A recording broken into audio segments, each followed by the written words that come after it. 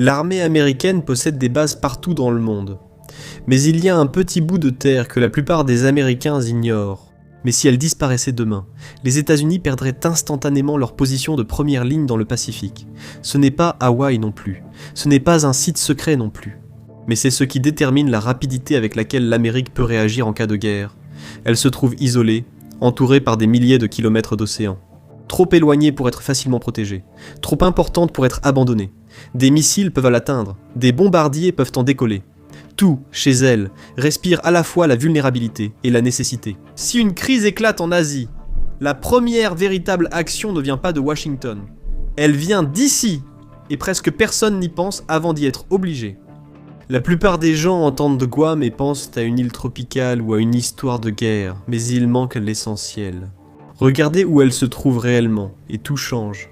C'est le dernier morceau de territoire américain avant l'Asie. C'est précisément l'endroit où la puissance américaine cesse d'être théorique et devient immédiate.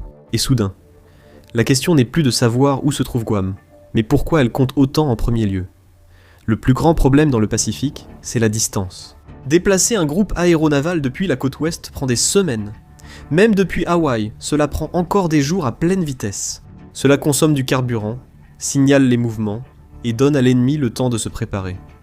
Guam élimine complètement ce délai. C'est ce qui transforme la géographie en levier, et ce levier en quelque chose dont Washington ne peut pas se passer. L'île agit comme un porte-avions permanent qui ne bouge jamais, n'a jamais besoin de carburant et ne peut pas être coulé. Et au-delà de la distance, il y a un avantage encore plus important, le contrôle. Les États-Unis exploitent des bases au Japon et maintiennent une présence aux Philippines, mais ces bases sont soumises aux règles de gouvernements étrangers. Ces gouvernements peuvent imposer des limites, provoquer des retards, ou même empêcher les États-Unis de lancer des attaques. Guam n'a pas ces problèmes. C'est un territoire 100% américain. Et c'est là que la géographie cesse d'être simplement intéressante et commence à devenir dangereuse. Ceci, ici, c'est une liberté totale de lancer des frappes. Les planificateurs militaires divisent le Pacifique en chaînes d'îles. La première, qui passe par le Japon et Taïwan, se trouve à portée des missiles ennemis et est déjà exposée. Guam ancre la deuxième chaîne d'îles. Elle est suffisamment en retrait pour donner une alerte précoce, mais assez proche pour riposter immédiatement, et cet équilibre la rend irremplaçable. Cette géographie façonne désormais une toute nouvelle stratégie de guerre. Au lieu de concentrer les forces en un seul endroit, les États-Unis les dispersent. De plus petites îles sont en cours de construction ou de restauration sur les îles voisines de Tinian et Saipan. Guam devient le centre, tout le reste, ce sont les rayons. Les avions sont dispersés. Les armes déplacées. Une cible devient plusieurs cibles. Une seule frappe de missile ne paralyse plus le système. Mais cette puissance, cette stratégie, s'accompagne d'investissements massifs et de conséquences. Le gouvernement a engagé des milliards de dollars pour transformer Guam en première ligne. La base aérienne Anderson est en cours de reconstruction pour survivre à une frappe directe. Blindage électromagnétique, infrastructure renforcée contre les explosions, système conçu pour continuer à fonctionner après l'impact d'un missile. L'installation est recouverte d'un blindage électromagnétique pour lui permettre de fonctionner après des frappes de missiles ou des attaques par impulsion électromagnétique. En même temps, l'armée ouvre la base du corps des Marines, Camp Blast. C'est la première nouvelle base des Marines depuis des décennies. Des milliers de Marines sont repositionnés ici en tant que force de première ligne. Cependant, construire ici est difficile et coûteux. Le sol est constitué de calcaire poreux. Les pistes, les ports et les bunkers coûtent bien plus cher que sur le continent américain. Mais pour les États-Unis, c'est un prix qui en vaut la peine. L'emplacement en vaut la peine. À ce stade, ce n'est plus un réseau de base, mais un poste de commandement avancé permanent pour le Pacifique. En bas, à Opera Harbor, la marine modernise les infrastructures pour accueillir des sous-marins nucléaires et soutenir une logistique à grande échelle. Les équipes construisent des quais en béton armé et des docks de maintenance spécialisés pour les sous-marins nucléaires de la classe Virginia. Les navires peuvent désormais être réparés et redéployés sans avoir à retourner à Hawaï ou en Californie.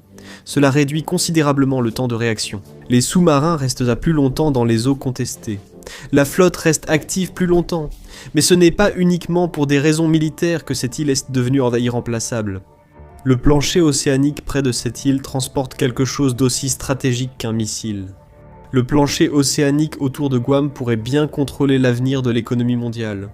L'île est un carrefour majeur pour le trafic numérique à travers l'océan Pacifique, qui circule via des câbles à fibres optiques spéciaux, reposant au fond de la mer. Elle relie les centres de données nord-américains aux centres financiers de Singapour, de Taïwan et d'Australie. Contourner l'île ralentirait trop les échanges boursiers à haute vitesse et les communications militaires. Si ces câbles sont coupés, l'économie numérique de l'Asie du Sud-Est s'éteint.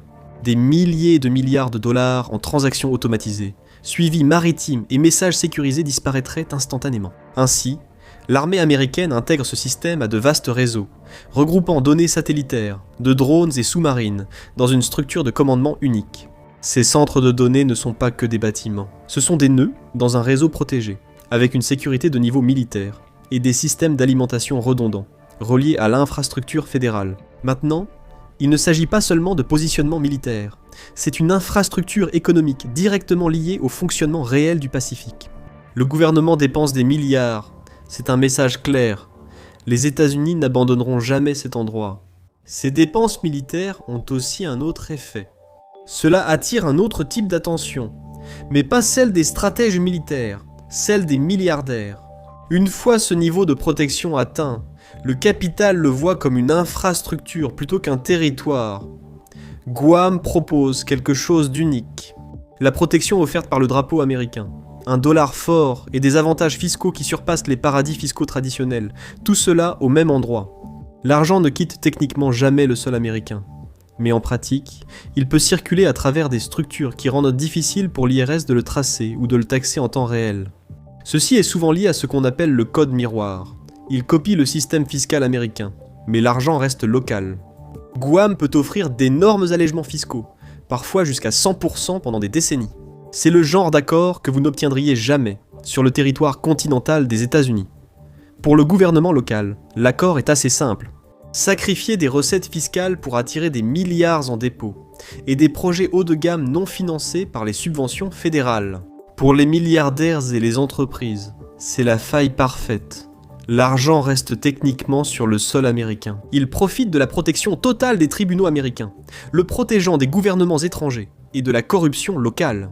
Et en même temps, l'argent est placé dans un système fiscal conçu pour protéger la richesse. Et tout cela a créé un type spécifique de stratégie financière, l'assurance captive. Les entreprises créent ici leur propre compagnie d'assurance, déduisent les primes comme dépenses professionnelles sur le continent et ne paient presque rien en impôts. C'est légal et utilisé par de grandes entreprises bien établies. Mais certaines entreprises de taille moyenne et des entrepreneurs commencent à s'y mettre aussi. Cependant, cela fonctionne toujours sous des règles strictes et une surveillance réglementaire étroite, plutôt que comme une simple faille juridique. Parce qu'il est considéré comme une structure d'assurance nationale américaine, il peut contourner les règles internationales strictes ou l'examen associé aux paradis fiscaux traditionnels. Ils obtiennent exactement les mêmes avantages sans la mauvaise publicité. Les investisseurs placent leurs bénéfices boursiers dans des projets locaux, comme des appartements de luxe ou des usines, et retardent ou effacent complètement leurs impôts fédéraux. Lorsque vous combinez cet avantage fédéral avec les exonérations fiscales locales, le taux d'imposition réel pour un projet de construction massif tombe à presque zéro. Ces investisseurs ne ciblent que les propriétés protégées par l'armée. Dans des quartiers comme Tamaning ou Dodado, les prix se sont complètement détachés des revenus locaux. Pour la plupart des habitants, les salaires n'ont pas suivi, mais le marché immobilier continue de grimper. Avec une forte inflation et des monnaies faibles dans le monde entier, posséder un terrain bien réel protégé par l'armée américaine est bien plus sûr que de détenir des obligations d'État.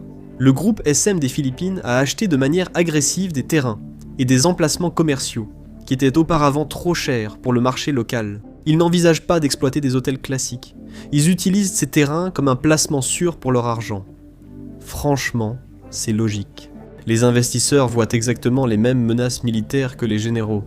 Il paraît qu'un territoire américain bénéficiant d'une énorme amélioration de sa défense est l'endroit le plus sûr au monde pour mettre sa fortune à l'abri en cas de crise mondiale. Les milliardaires transfèrent leur argent sur cette île à cause des missiles qui la visent, pendant que les investisseurs riches s'enrichissent. Les gens ordinaires subissent la pression de cette économie tirée par l'activité militaire. L'armée construit des milliers de logements à l'intérieur de ses bases, mais l'afflux de soldats se répercute quand même sur les villes alentours.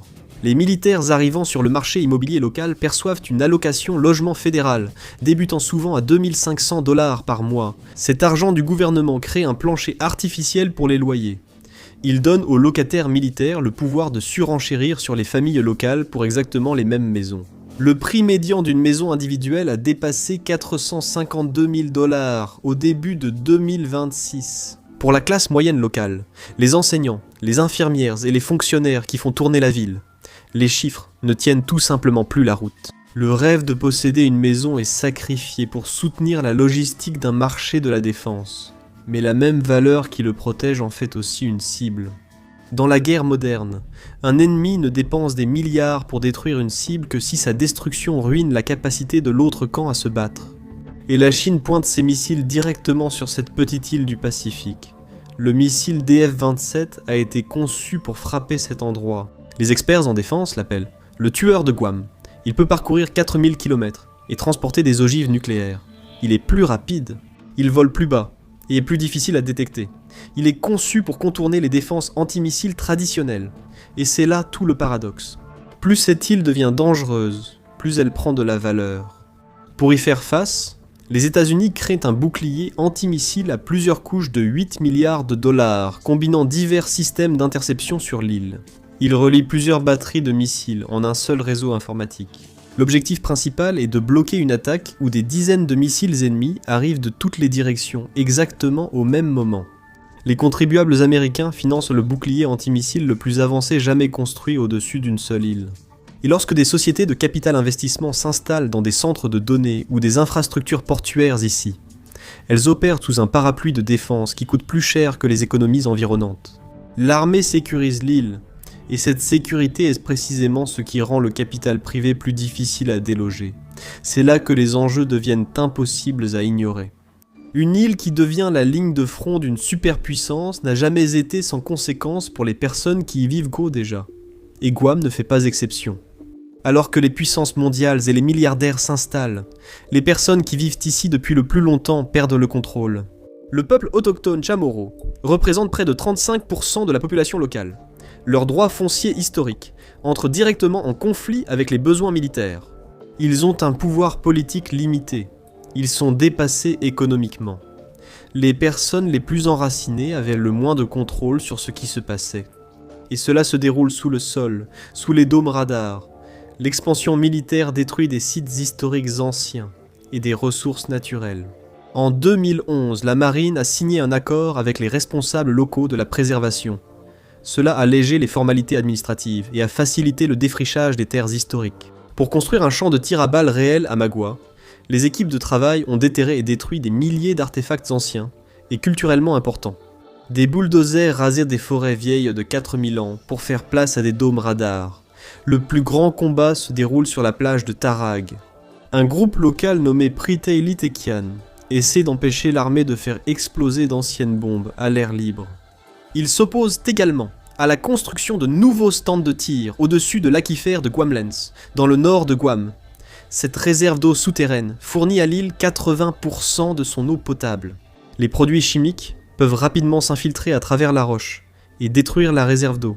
Et comme l'île est isolée, perdre l'aquifère serait catastrophique. Le renforcement militaire a classé l'île selon une hiérarchie que personne n'a choisie.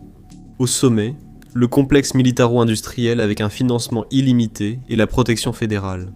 En dessous d'eux, la classe moyenne locale, qui subit l'inflation provoquée par les salaires des sous-traitants de la défense. Et tout en bas, des milliers de migrants des îles Marshall, de Micronésie et de Palaos, qui occupent les emplois de construction difficiles et mal payés qui font tourner toute la machine, vivant sous un bouclier antimissile qui n'a pas été construit pour eux. Les événements de 2026 fixent précisément le rôle de l'île dans toute guerre future. Le plan de défense aérienne et antimissile est légalement validé, et les premiers contrats progressent vite. L'époque où les nouveaux investisseurs achetaient à bas prix est terminée. L'armée prévoit de stationner un régiment littoral de Marines sur l'île. Washington considère cette île comme la ligne de front par excellence, et non comme une base de repli. Si les États-Unis veulent continuer à projeter leur puissance militaire en Asie, ils doivent absolument conserver ce bout de rocher précis de 30 miles. Le gouvernement prévoit de dépenser des milliards dans les infrastructures au cours des 10 prochaines années. Aucun futur président n'abandonnera un tel investissement. L'île que la plupart des Américains ignorent est celle pour laquelle le reste du monde se bat.